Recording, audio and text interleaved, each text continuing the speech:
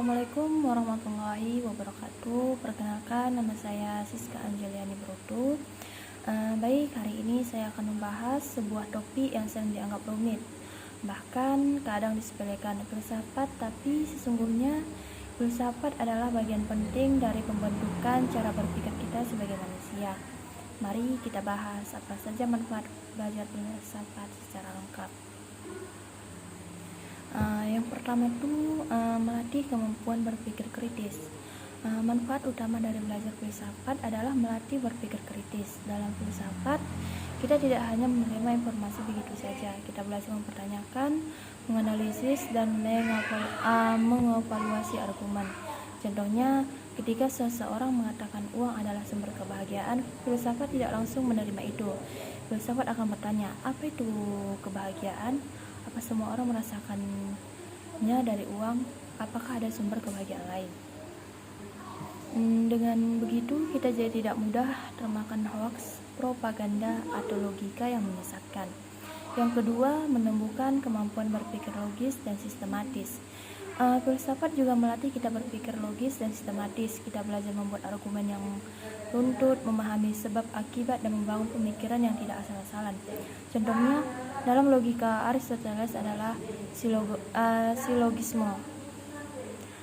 Semua manusia akan mati. Socrates adalah manusia, maka Socrates akan mati. Meskipun sederhana, kemampuan ini sangat berguna dalam kehidupan sehari-hari, seperti membuat keputusan, menganalisis data, atau bahkan menyusun strategi dalam bisnis. Yang ketiga, mengasah kemampuan komunikasi dan argumentasi. Filsafat menekankan pentingnya berdialog dan berdiskusi secara sehat. Kita diajarkan bagaimana menyampaikan pendapat dengan bijak, mendengarkan orang lain dengan terbuka, dan membangun diskusi berdasarkan akal, bukan emosi semata.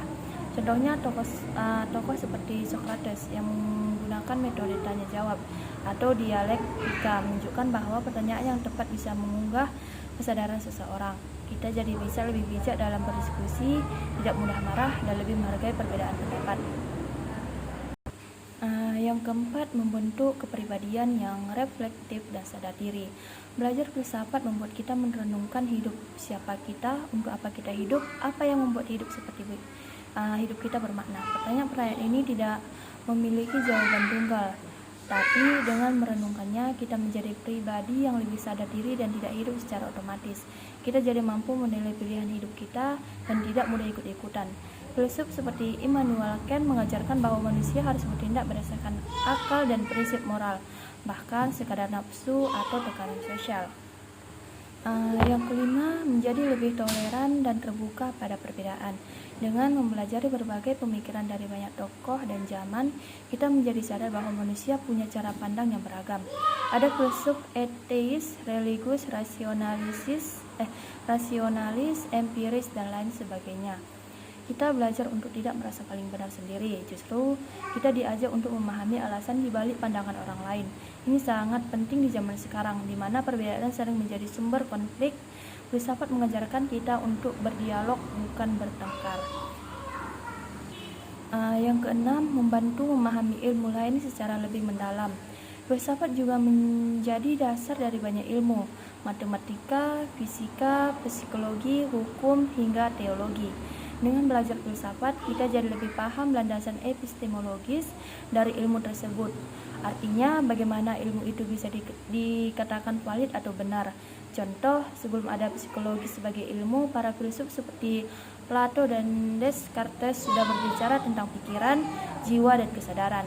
Maka, belajar filsafat bisa memperkaya kita dalam memahami ilmu secara menyeluruh, bukan sekadar hafalan. Yang ketujuh, memahami makna dan arah dalam kehidupan. Terakhir dan yang paling penting,